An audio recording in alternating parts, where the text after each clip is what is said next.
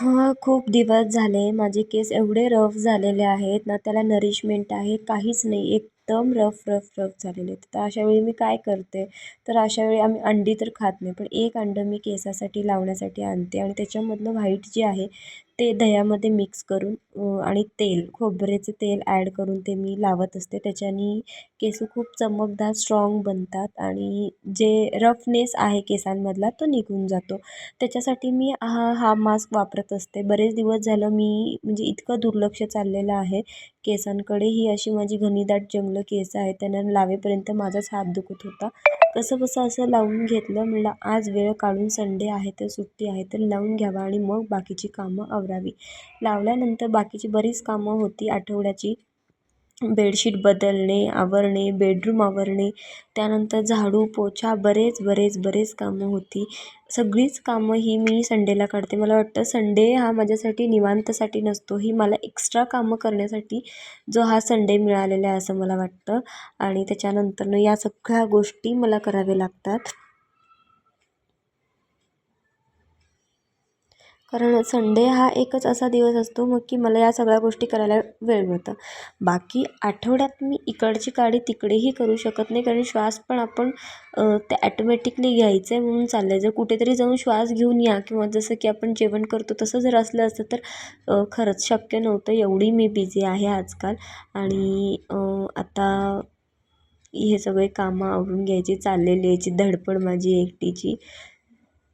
आणि अशा प्रकारे बेडरूम वगैरे सगळं क्लीन करून घेतलं. कारण संडेशिवाय मध्ये बिलकुलही वेळ मिळत नाही आणि या महिन्यात तशाही सुट्ट्या खूप कमी आल्या होत्या. एक होती शिवजयंतीची 19 फेब्रुवारीची, पण तेव्हाही जाणं मला भेटणं म्हणजे कामं झालेच नाही आहेत ते.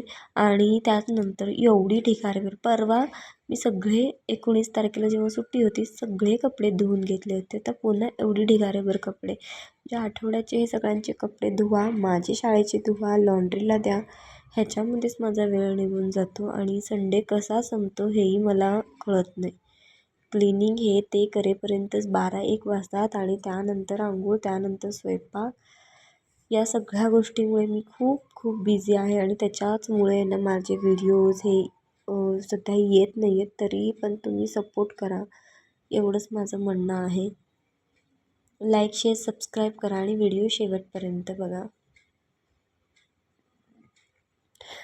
इतके भयानक कपडे होते की वाळवायलाही जागा नव्हतं. एकावरती एक तसंच टाकलं, कारण सध्या ऊन पण खूप पडतो आहे ना, सो वाळून जातील, उन्हाळा आहे त्याच्यामुळे. आणि मशीनमध्ये 50 ते 80% हे कपडे वाळूनच येतात.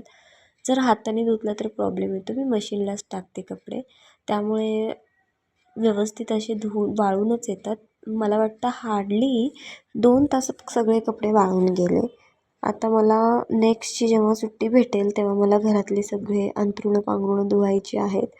इथे मी सगळे पायपुसणीसहित सगळं धुवून घेतलं आणि वाळत टाकले आणि ते उडून जातात. वारा इकडे आमच्या इथे खूप वारा सुटतो, उडून जातात, म्हणून अशा प्रकारे त्यांना क्लिप्स लावून घ्यायचं चाललेलं आहे माझं.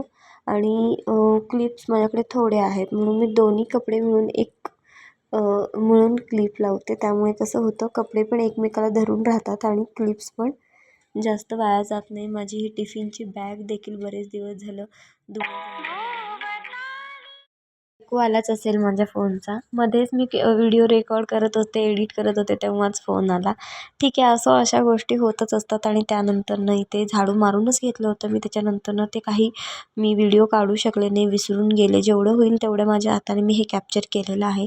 त्यानंतर पोछा मारून घ्यायचा चालला. मशीन आहे, आठवडाभर मशीन काम करतो, पण एक दिवस तरी आपण त्याला सुट्टी देऊन आपणही एक दिवस म्हणलं काम करून घ्यावं. आणि अशा प्रकारे इथे माझे एक कामं सुरू होती. बाल्कनी नंतर हे रूम नंतर एक रूम मी अशीच क्लीन करायला घेत होते. आणि त्यानंतर मग स्वयंपाक वगैरे होता, पण तो काही व्हिडिओ मी रेकॉर्ड केलेला नाही आहे. तर तुम्ही मात्र चॅनलला लाईक, शेअर, सबस्क्राईब करायला विसरू नका आणि व्हिडिओ शेवटपर्यंत बघा. अशा पद्धतीने इथे माझे एक रूम्स पुसून घेणं सुरू आहे. तर चला बाय, भेटू नेक्स्ट लॉंग व्हिडिओमध्ये.